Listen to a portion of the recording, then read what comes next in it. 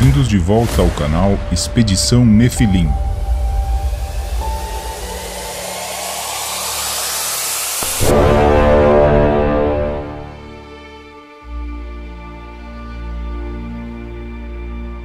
Décimo quarto episódio. A Era Pré-Diluviana. Como vimos no episódio anterior, Enlil ficou muito incomodado com a união dos Igigi com as filhas dos terrestres. E mais perturbado ainda com o casamento entre Marduk e Sarpanit.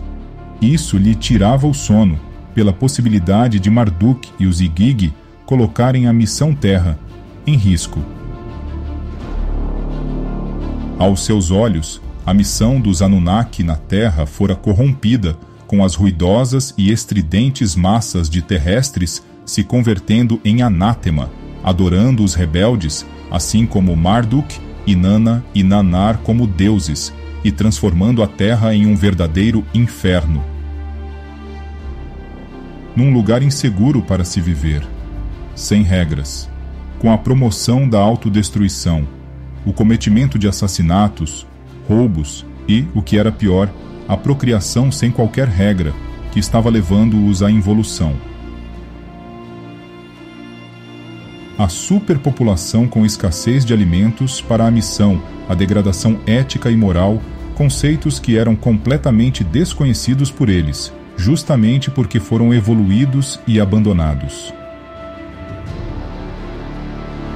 Naqueles dias, as pragas e as pestes assolavam a terra, e os terrestres padeciam de todo tipo de dores, de enjoos, de calafrios e de febres. Eles eram o resultado de todas as escolhas que faziam ao maltratarem o próprio corpo por causa da ignorância e dos excessos, além de não haver regras de saneamento básico ou recolha dos corpos abandonados pelas ruas, até entrarem em decomposição, contaminando a terra e os rios. Somando-se a isso, haviam ainda as alterações climáticas, que tornava aquelas terras improdutivas. Ninmag sugeriu que se ensinasse aos terrestres como poderiam curar-se, usando medicamentos naturais que deveriam ser ministrados por eles mesmos. Era uma maneira de amenizar o sofrimento que ela mesma acabou proporcionando, quando se meteu com Enki e Ningzida para irem além do que havia sido autorizado por Anu. Os terrestres precisavam de regras de conduta e não de cuidados paliativos. Mas Enlil foi terminantemente contra, decretando que nada fosse feito para ajudar aquela humanidade, pois ela estava fadada ao fracasso e a piorar cada vez mais as condições de sobrevivência na Terra. Para os olhos de muitas pessoas que não conseguem compreender o contexto, este terá sido mais um excesso de Enlil, transformado em vilão por quem se apropriou da narrativa de amigo dos terrestres. No entanto, é preciso que o curioso sobre este tema enxergue além do que está escrito, saia do papel de vítima e se coloque no papel de Enlil. Um príncipe de Nibiru, que foi incumbido pelo rei, seu pai, de comandar uma missão fora do seu planeta, tendo que enfrentar todo tipo de oposição perpetrada por Marduk e pelos Igigi, e ter ainda que administrar os excessos e a vaidade do irmão cientista, que se por um lado criou alternativas para ajudar Nibiru a conquistar o ouro tão necessário para a sua sobrevivência, por outro lado, pôs tudo a perder por absoluta incapacidade de organizar uma maneira de ajudar os terrestres a darem um salto cognitivo que acompanhasse a evolução que ele mesmo propiciou. Naqueles dias, os lugares escolhidos pelos terrestres para moradia não emanavam águas de suas fontes e nem a terra produzia frutos ou brotava vegetação. Se fôssemos fazer uma comparação com os dias atuais, seria o mesmo que uma densidade populacional que se assentasse numa área antes verdejante e com uma nascente de águas claras e árvores frutíferas em volta, degradasse o terreno com desmatamento irresponsável, queimadas e contaminação do solo e dos lençóis freáticos, pensando cada um apenas em si mesmo. Enki então sugeriu que se ensinasse a eles como fazer lagos e canais para obterem pescado e sustento dos mares. E mais uma vez, a sugestão era paliativa. A humanidade precisava de regras ou em pouco tempo tudo acabaria novamente degradado. Como comandante da missão, Enlil novamente proibiu que se fizesse isso. Como senhor do comando da missão Terra, tudo o que interessava para ele era o sucesso da missão, e uma vez que a humanidade havia se provado incapaz de ajudar, criando cada vez mais problemas, o certo seria recomeçar do ponto que Anu havia autorizado, que era a aceleração do Homo erectus até o homem de Neandertal, e não mais. Apesar de isso soar antipático e até desumano para quem só enxerga a superfície, está claro que Enlil antevia que a contínua evolução, sem que os humanos recebessem uma orientação, levaria todos a uma involução até que transformassem a própria vida e a vida do planeta num verdadeiro inferno, resultando exatamente no que todos eles estavam testemunhando naquele momento. Portanto, é um grande erro de interpretação querer se colocar no lugar desses terrestres que seriam afetados pelo dilúvio, achando simplesmente que Enlil queria destruir a todos nós. São tempos diferentes, com perspectivas diferentes. Tentar trazer o que aconteceu no passado para justificar uma acusação contra Enlil no presente é apenas um exercício de vitimização. E aqui não se trata de transformá-lo em um herói e Enki em um vilão, numa visão maniqueísta e reduzida do que estava acontecendo naqueles dias, da mesma forma que o inverso, Enlil vilão e Enki herói, também não é verdade. É preciso deixarmos as paixões de lado para admitirmos que Enki foi sim muito inconsequente ao acelerar a evolução, queimando etapas. Era maravilhoso olhar para o Homo erectus e ver que ele tinha chegado à perfeição com Noa? Claro que sim, não há dúvida disso. Mas a que preço? E ele não é um vilão por isso, nem deixou de ser fiel a Anu e a Nibiru. Da mesma maneira, Ningzida e Ninmah, que lhe ajudaram, não são vilões, apenas pensaram como cientistas, e não como quem está à frente de uma missão, como Enlil estava. Para se estar à frente de algo grandioso, é preciso ser duro, ter disciplina e estratégia, ou seja, era um líder resoluto, e esse comportamento, aos olhos de quem não tem essas noções, causa antipatia, e para Enlil, aquilo já tinha ido longe demais.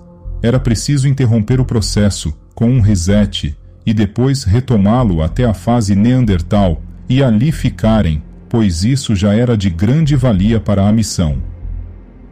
Isso, no entanto, faz dele, aos olhos de quem não faz este exercício de empatia, um sujeito mau, enquanto Enki, mesmo de forma inconsequente, tornou-se um sujeito bom e que queria o nosso bem.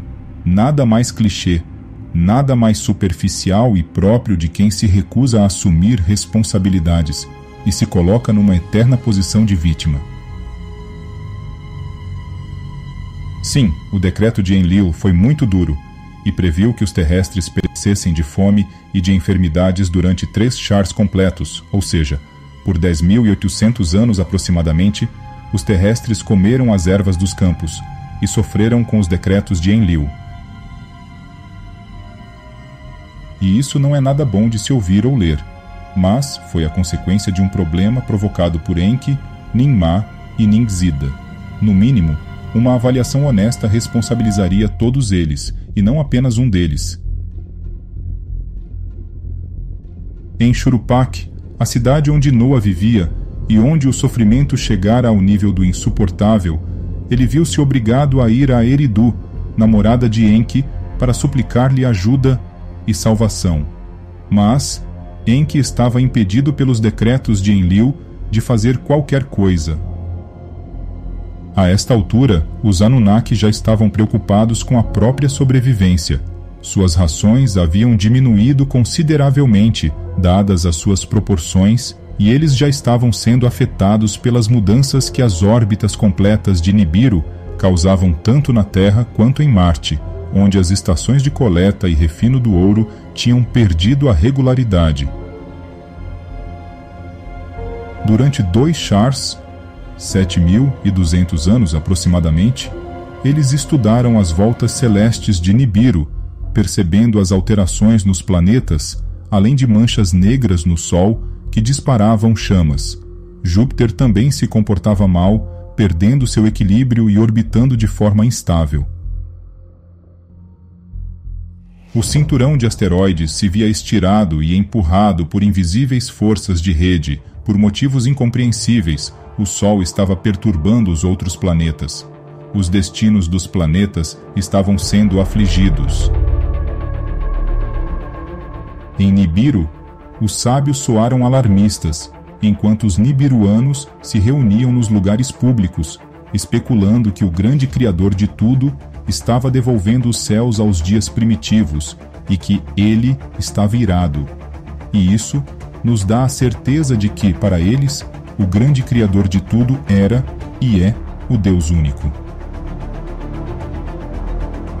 Na Terra, as tribulações só aumentavam, enquanto o medo e a fome elevavam suas cabeças aos céus, mas sem qualquer resposta concreta de que algo iria mudar para melhor. Durante cerca de 14.400 anos, eles estiveram observando os instrumentos frente da Antártida. Nergal e Ereshkigal, que moravam lá, haviam registrado estranhos estrondos nas camadas de neves da Terra Branca, como eles a chamavam. Da ponta do Abzu, África do Sul, o gelo da neve que cobria o local começou a deslizar-se. Observem quanto tempo se passou desde o nascimento de Noa até a proximidade do cataclisma. Isso ajuda a desmistificar que Nibiru irá se chocar com a Terra, como pregam alguns, trazendo destruição e extinção do planeta, como um novo Big Bang. E corrobora com o que falamos sobre ser o acúmulo de voltas que o planeta deles dá ao cruzar a Terra, o que provoca algo de proporções gigantescas, sem, contudo, significar a destruição do nosso planeta.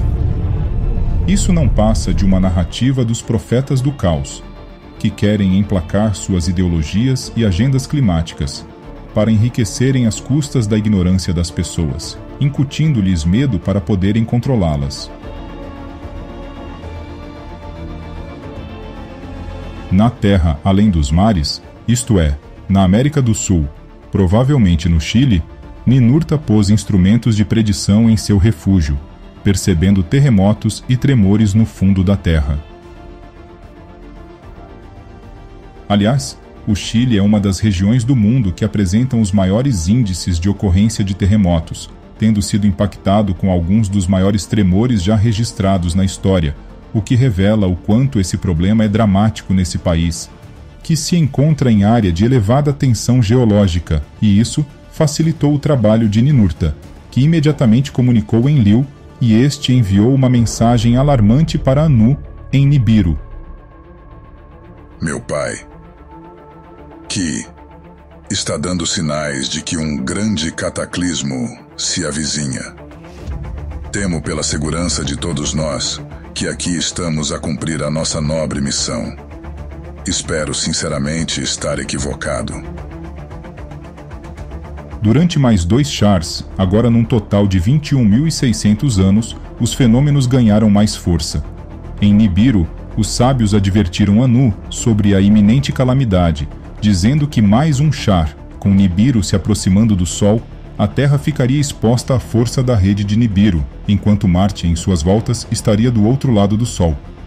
Como Nibiru surge a partir da Antártida, a Terra não teria amparo nos céus ante a força da rede do gigante vermelho.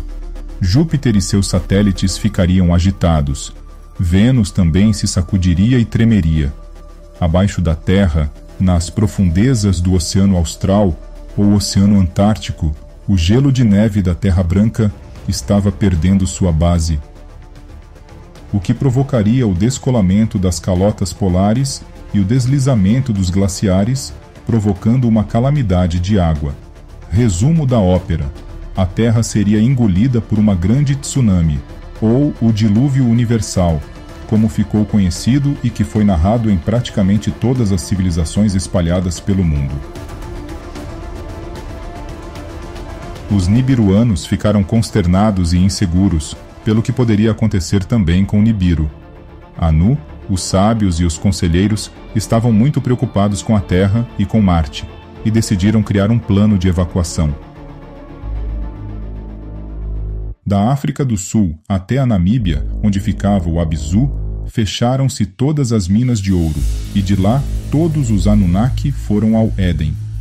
Em Bade Tibira, cessou-se a fundição e a refinação, e todo o ouro que restava ali foi enviado até Nibiru. Uma frota de naves celestiais, tal qual aquelas imensas que vemos nos filmes, retornou à Terra para evacuar os Anunnaki. Em Nibiru se vigiavam os sinais dos céus, enquanto na Terra se tomava nota dos tremores que aumentavam tanto na frequência quanto na escala. Foi então que de um dos carros celestiais que chegava na Terra saiu um Anunnaki de cabelos brancos, chamado Galzu, que quer dizer grande conhecedor. Observem que aqui, nesta parte, Galzu foi identificado como um Anunnaki. Portanto, poderíamos inferir que, assim como Enoque foi escolhido para ascender a um nível superior, indo viver em Nibiru, Galzu foi escolhido também para ascender um nível acima dos Anunnaki, como uma espécie de enviado ou mensageiro do grande Criador de tudo.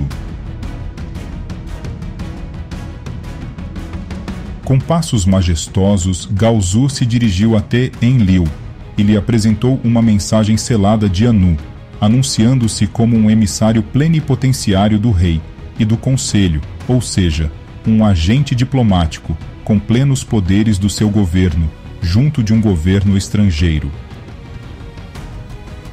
Deixamos claro aqui que Galzu foi uma livre inspiração de Zeharia Sitchin, podendo ele existir ou não. E ele deixa isso claro no início de sua obra, O Livro Perdido de Enki. Contudo, em mais duas situações, Galzu irá aparecer para interceder por aquilo que pode representar um desequilíbrio cósmico. E isso é oportunamente aproveitado por aqueles que intentam criar uma religião ufológica para vender livros e palestras, o que nos faz lembrar das indulgências vendidas pela Igreja Católica na Idade Média.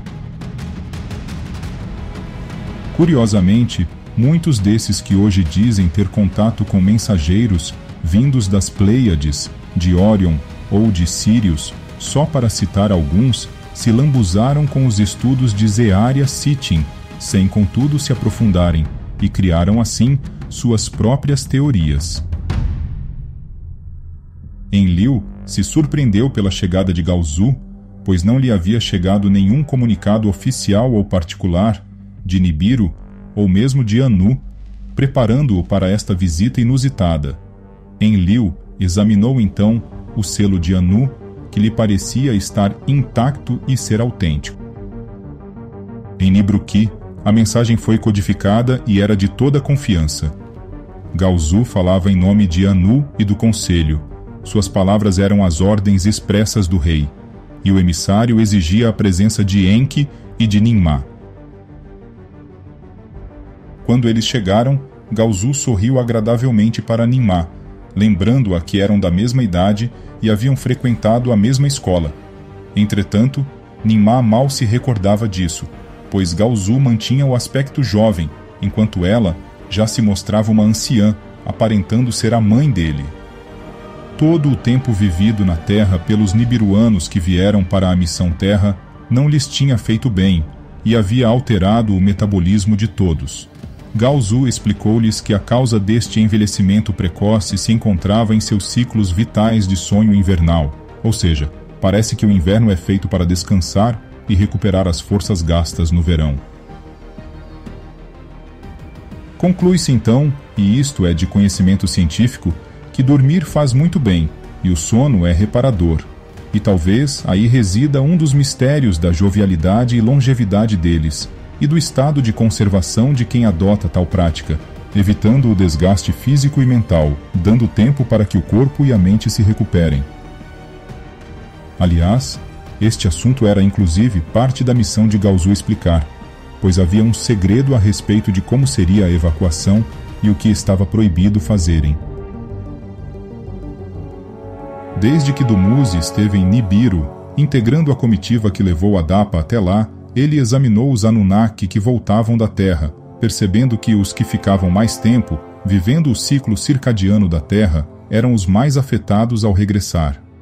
Seus corpos já não se habituavam aos ciclos de Nibiru. O sono estava alterado, a visão falhava e a força da gravidade de Nibiru afetava o caminhar, tornando os passos mais pesados. Além disso, suas mentes também eram afetadas, dado que os filhos que retornavam, ou seja, os Igigi que eram trocados, tinham um aspecto mais envelhecido que seus pais, que haviam permanecido em Nibiru. Gaozu então os advertiu, dizendo que a morte chegava mais rápido aos retornados e que lhe cabia avisá-los. Os 3 líderes, os que mais tempo tinham estado na Terra, emudeceram ante as palavras que os deixou chocados. Ninmah foi a primeira a quebrar o silêncio, concluindo que isso era esperado. Enki, sabiamente, concordou com ela.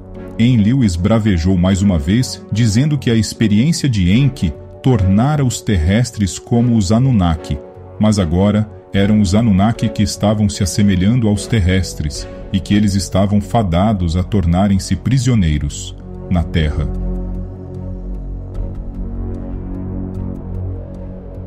Foi um momento de reflexão. Toda a missão, ali representada pelos líderes e pela ótica de Enlil, se convertera em um pesadelo, com Enki e os terrestres como senhores, e todos acabando por se tornarem escravos. E pior ainda, não demoraria a chegar o momento em que desenvolveriam e dominariam a ciência e a tecnologia, e se aventurariam no espaço, chegando até Nibiru, e sabe-se lá o que aconteceria se fossem dominados por Marduk e pelos Igigi. Gaozu escutou com compaixão os argumentos de Enlil. De fato, muito havia que ser refletido naquelas palavras. Em Nibiru, segundo Gaozu, muito se esteve pensando sobre isso e profundas questões foram expostas ao exame de consciência. E o maior de todos os questionamentos foi se Nibiru deveria ter sido deixado à sua própria sorte, independente do que o grande Criador de tudo pretendesse consentir que ocorresse, ou se a chegada à Terra, também permitida pelo grande Criador de tudo, os tornarem simples emissários inconscientes. Evoluir o Homo erectus estava nos planos do grande Criador de tudo? Ou inconscientemente, os Anunnaki aceleraram este processo? Deixamos aqui essa reflexão para todos nós. Isso trouxe todos de volta ao equilíbrio emocional, pois o debate não havia terminado em Nibiru, e eles não deveriam se sentir totalmente responsabilizados pelo que haviam feito. Talvez tivessem sido partícipes de uma estratégia do grande Criador de tudo, para povoar o universo. É por isso que não se deve fazer juízo de valor de absolutamente nada, pois tudo pode estar servindo a um propósito maior. É por isso também que, por pior que seja a experiência pela qual passamos, ela deve ser assimilada como uma lição de vida, para que os erros não se repitam e para que possamos transmitir as nossas experiências para quem está prestes a cometer os mesmos erros. Portanto, assumir uma postura de eterna vítima não ajuda ninguém a evoluir e a aprender com os próprios erros. No fim, Gaozu disse aos líderes que eles deveriam permanecer na Terra e só deveriam retornar a Nibiru quando fosse chegada a hora de se despedirem do corpo físico. Em seguida, lhes revelou em segredo que deveriam se abrigar em carros celestiais e circundar a Terra, até que a calamidade iminente terminasse. E que o restante dos Anunnaki, os que estavam acima dos Igigi hierarquicamente, teriam a opção de partirem de volta a Nibiru, ou esperarem a calamidade cumprir seu sinistro papel. Observem todos que, neste ponto, independente dos excessos de Enlil, ou das inconsequências de Enki, Gaozu poderia ter intercedido em favor de todos os terrestres. No entanto, ele não fez isso. E aqui, novamente instamos a todos que acusam este ou aquele Anunnaki de condenarem os terrestres daquele tempo à morte, que reflita até perceber que ninguém que tinha a condição de interceder por eles, assim o fez. Nem mesmo o grande Criador de tudo interferiu diretamente para impedir o desastre. Portanto, o que está fadado a acontecer, vai acontecer. Estamos por nossa conta e risco, desde sempre. Compete somente a nós mesmos, e mais ninguém, sabermos fazer as melhores escolhas para não nos colocarmos em nenhuma situação de risco, para depois lamentarmos e culparmos os outros pelo que nós mesmos escolhemos. Quando muito, se nos planos do grande Criador de tudo houver uma única chance daquilo que chamamos salvação, deveremos estar aptos para efetivamente alcançarmos esta salvação, e ela não virá por nenhuma dedicação religiosa ou prática ritualística. Noa escapou porque foi escolhido por Enki, mas ele não se salvou sozinho. Outros terrestres optaram por segui-lo, conquistando assim a própria salvação, enquanto a maioria pereceu porque escolheu seguir outro caminho. Gaozu também comunicou que os Igigi que haviam casado com as terrestres teriam a chance de escolher entre a partida de volta para casa ou continuarem na Terra, acompanhado de suas esposas. No entanto, se escolhessem permanecer, então deveriam saber que a nenhum terrestre, nem sequer a Sarpanit, esposa de Marduk, seria dada a permissão de um dia viajar até Nibiru. Todos os que quisessem ficar e testemunhar o que aconteceria deveriam se proteger dentro dos carros celestes, enquanto todos os outros deveriam estar preparados para partir imediatamente de volta a Nibiru. E aqui tem uma pista, que indica que Enki, Ninmah e Enlil, possivelmente, teriam sido condenados a viver na Terra até a morte, o que sugere, se isto de fato já tiver acontecido, que Ninurta, pela lei da semente real, já seria o novo comandante da missão Terra. Contudo, qualquer afirmação nesse sentido será um mero exercício de adivinhação e pura vaidade, pois estamos falando dos 3 filhos de Anu, e, veremos adiante, que foi o próprio Anu quem aconselhou Enlil a se afastar da Terra, após a guerra nuclear provocada por Marduk.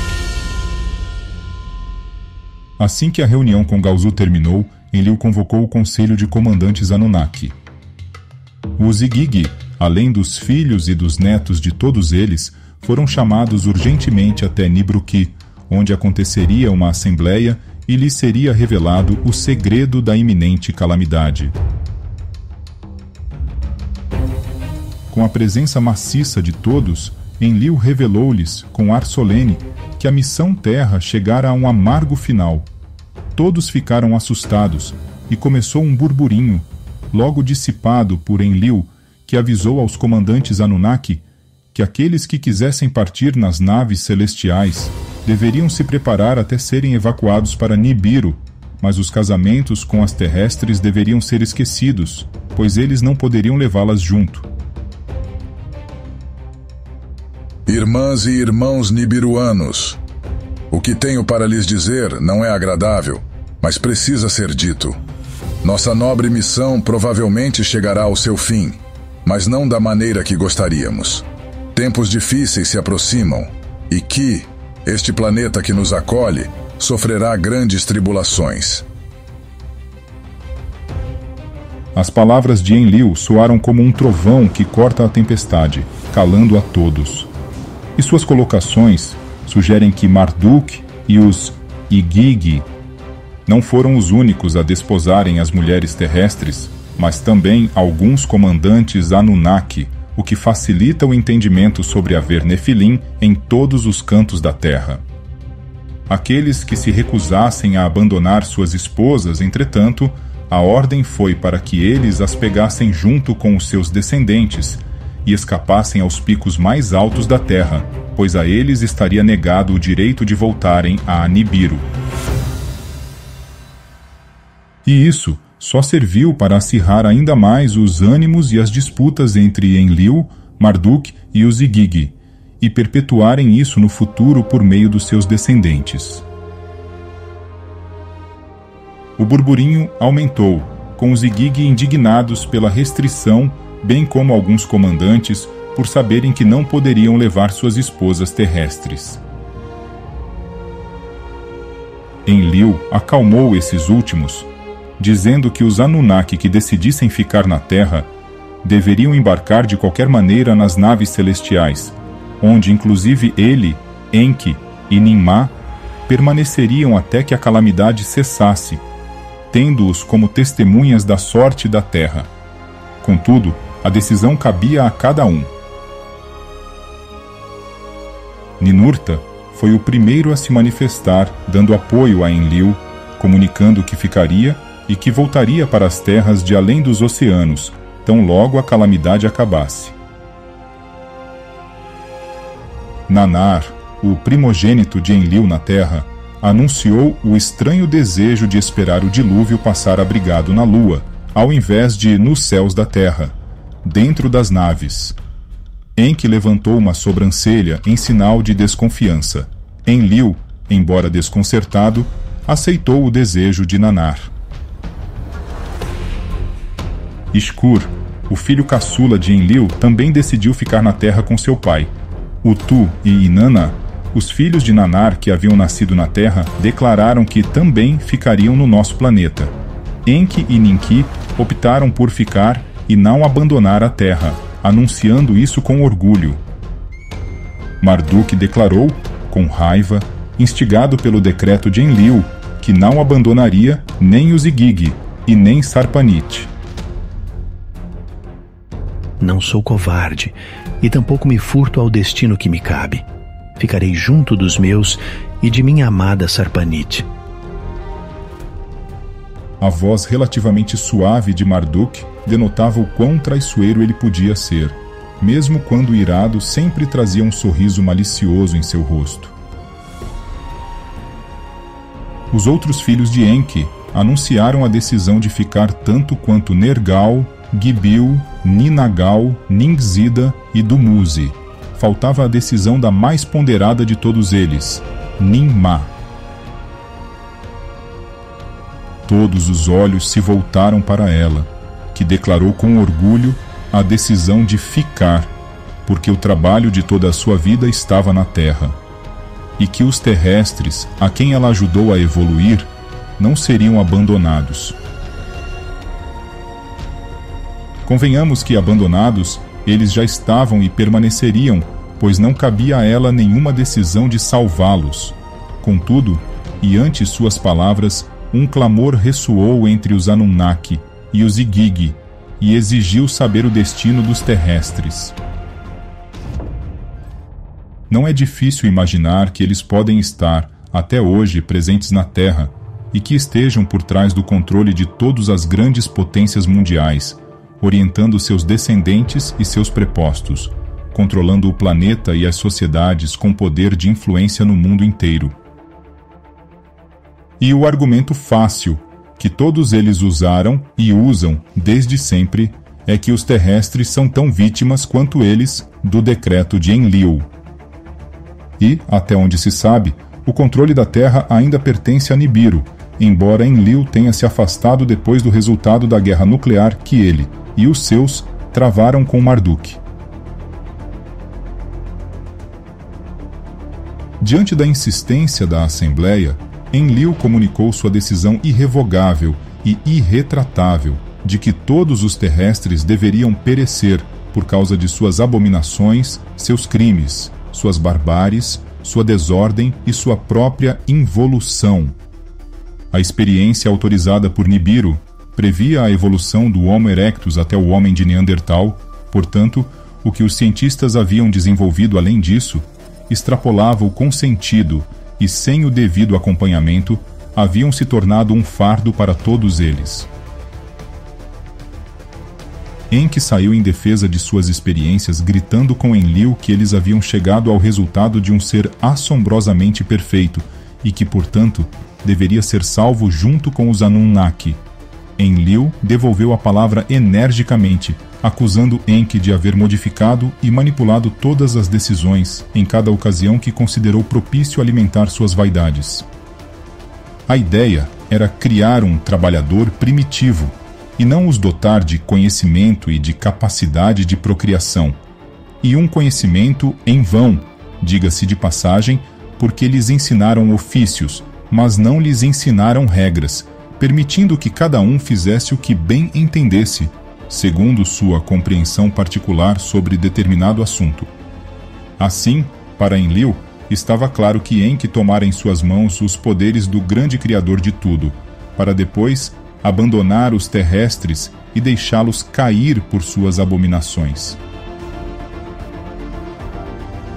Não se pode descartar, no entanto, a possibilidade de que, talvez, o grande Criador de tudo tenha permitido a evolução do Homo erectus para alguma estratégia de povoamento do planeta, e que, hipoteticamente, esta seria a maneira pela qual o grande Criador de tudo semeia novos mundos.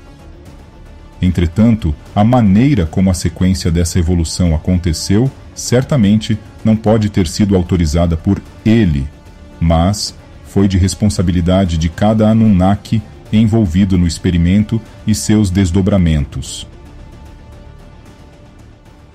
Ora, sabemos que Enki concebeu Adapa acasalando com fêmeas Cro-Magnon, e que depois disso decidiu dar-lhe entendimento, e a sua linhagem também. Em seguida, usando de mentiras e omissões, deixou-o subir aos céus, compartilhando com ele a sabedoria de Nibiru. E, convenhamos, o que é certo, sempre será certo, ainda que todos achem errado. E o errado será errado, mesmo que todos achem certo. Por melhores que fossem as justificativas e argumentos de Enki, ele era o único responsável por quebrar todas as normas, ignorar todas as decisões e ordens vindas de Nibiru, e por culpa dele, o terrestre civilizado, Caim, matou seu irmão, Abael. Por culpa dos seus maus exemplos, falta de pulso e omissão, Marduk e os Igigi uniram-se às terrestres em casamento, estabelecendo entre eles a confusão e uma disputa interminável pelo poder, confrontando Enlil, o comandante da missão, e Nibiru, o único dono legal do nosso planeta até a presente data. Sendo assim, para Enlil, esta abominação não podia continuar. E agora, que uma calamidade estava prestes a acontecer por influência das órbitas de Nibiru, desde seu apogeu até seu perigeu, por milhares de anos, o que para eles era completamente desconhecido, então todos deviam se preparar para regressar ao lar de origem, ou ficar e arcar com as consequências. E a terra corrompera-se diante de Deus, e a terra se enchera de roubo. E Deus viu a terra, e eis que estava corrompida, pois toda criatura havia corrompido o seu caminho sobre a terra. Torá, Bereshit, Gênesis, capítulo 6, versículos 11 e 12. Aos Igigi, aos quais não foi concedido o direito de fuga, que eles escolhessem os lugares mais altos como abrigo, e que a sorte definisse o destino dos terrestres. Assim, Enlil exigiu um compromisso de todos os líderes, para que jurassem solenemente não interferirem nos acontecimentos. Mais uma vez, o primeiro a prestar juramento de silêncio foi Ninurta, hipotecando toda a sua confiança na liderança inequívoca de Enlil, como representante de Nibiru na Terra. Outros comandantes que estavam ao lado de Enlil seguiram a palavra de Ninurta. Marduk declarou que acatava as ordens de Enlil, mas questionou a relevância de os Igigi fazerem tal juramento, abandonando suas esposas sem difundir o medo natural que brotaria entre os terrestres. Ninmah estava alagada em lágrimas e sussurrou fracamente as palavras do juramento. Pode-se afirmar com absoluta certeza que ela foi a que mais sofreu com a decisão de abandonar os terrestres à própria sorte. E é este envolvimento que faz de Ninmah, uma das figuras mais queridas por quem compreende todo o contexto que envolve os Nefilim e os terrestres. Faltava ainda o compromisso de Enki. Enlil olhou fixamente para seu irmão, esperando que não houvesse uma dissidência, justamente por um dos líderes ao que a Assembleia havia decidido. Enki tentou se eximir de responsabilidade, argumentando sobre a real necessidade de se fazer um juramento, já que Enlil era o senhor do comando, e havia estabelecido um decreto que foi apoiado pela Assembleia. Incapaz de deter a inundação e sem haver qualquer possibilidade de salvar os terrestres, fazer um juramento para ele era uma exigência excessiva. No entanto, sob pressão, ele jurou, mas deixou claro que aquela era uma decisão que ficaria para sempre sob a responsabilidade de Enlil, retirando-se em seguida, acompanhado por Marduk. Meu irmão, eu farei o seu juramento, porém que fique claro a todos aqui que só o farei por respeito à sua autoridade enquanto líder da missão, pois não corroboro com tal decisão. Não se pode afirmar com segurança que Enki estivesse realmente sofrendo pelo destino que acabaria com a vida dos terrestres. Afinal de contas, ele não se importou em criar os clones da raça adâmica. Não se importou em errar nas misturas iniciais, e que duraram milhares de anos, resultando em quimeras que foram abandonadas pela Terra. Jamais se importou com o que a humanidade praticava de ruim, uns com os outros. Não há nenhum relato de que visitava as minas para oferecer mais conforto aos Luluamelu ou aumentar a quantidade de ração diária. O incômodo que Enlil lhe provocara estava muito mais relacionado com o fim de suas experiências. A decepção não era de ordem humanitária, mas de vaidade e orgulho ferido. Ainda assim, Enki tem uma legião de simpatizantes que romantizam uma utópica realidade onde Enki seria o bondoso pai da humanidade, que sempre se preocupou conosco, que é, convenientemente, como ele foi retratado na Bíblia, o Deus bondoso, sobrando para Enlil o papel do Deus iracundo. Sendo esta uma narrativa no mínimo injusta, para não dizer outra coisa. Enlil então voltou-se para a Assembleia, dissipando os murmúrios e atribuindo tarefas para cada um, dividindo-os em 2 grupos, os que partiriam e os que ficariam. A prioridade era para os que voltariam a Nibiru. Comovidos, eles se abraçaram e apertaram as mãos, num misto de alegria que se confundia com decepção, com expectativas positivas pela volta para casa e muito pesar pela partida naquelas condições. Em poucas horas, eles embarcaram nas naves celestiais, um após o outro, e os veículos rugiram e se elevaram desde Sipar, que era o lugar dos carros celestiais e o centro de todos os preparativos. Aliás, desde que saiu de Nibruki, Enlil levou a Sipar as tabuletas dos destinos, e ali estabeleceu um enlace seu-terra temporário. A princípio, os que ficavam para trás gritavam palavras de incentivo, desejando boa viagem aos amigos que partiam. Mas, tão logo as naves decolavam e sumiam na imensidão do céu, o rastro que deixavam emudecia os gritos pouco a pouco, enquanto acelerava os batimentos cardíacos e os jogava para a dura realidade de enfrentarem uma força que desconheciam. Depois que todos os lançamentos para Nibiru se realizaram, era chegada a vez de tratar de Marduk, dos Igig e de suas esposas terrestres. Se Nanar foi atendido em se refugiar na Lua, então Marduk reuniu os Igig na plataforma de pouso e decolagem das naves, e ofereceu-lhes, além de dispersarem-se nas distantes terras montanhosas da Terra, para encontrarem um refúgio ante o dilúvio, uma segunda opção não contemplada por Enlil, que era a de todos eles e suas esposas se abrigarem em Marte e esperar ali, até que a calamidade terminasse. Nem é preciso dizer que tal proposta o popularizou, ainda mais, entre os Igig e entre os Nefilim que haviam decidido ficar com suas esposas terrestres. Enlil aceitou a contraproposta de Marduk e lhe concedeu as naves. Em seguida, enviou Ninurta às terras montanhosas além dos oceanos, Chile, para que informasse do retumbar da terra. Atribuiu também a Nergal e a Ereshkigal a tarefa de vigiarem a Antártida. Para Ishkur, ficou a tarefa de vigiar contra qualquer falange de terrestres que tentasse escapar, proibindo os acessos, ou que levantassem e reforçassem barreiras e ferrolhos. Depois disso, Enlil procurou Enki e o orientou que deixasse os registros de tudo isso gravado nas tabuletas de Sipar e as enterrasse nas profundidades da terra, para que um dia, então, o véu fosse retirado e todos pudessem tomar conhecimento do que Nibiru fez à terra, e todos se recordassem do que aconteceu.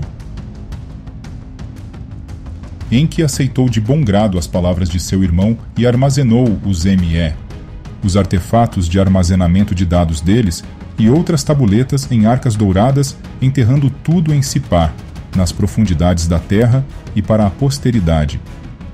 Assim, disposto tudo em pormenores, os líderes esperaram o sinal de partir e vigiaram com apreensão a aproximação de Nibiru em sua grande volta. Foi neste momento de ansiosa espera que Enki se dirigiu a Ninmah, perguntando-lhe se, na sua preocupação com os terrestres, ela notara que Enlil não havia prestado atenção a todas as demais criaturas vivas, referindo-se aos animais e plantas.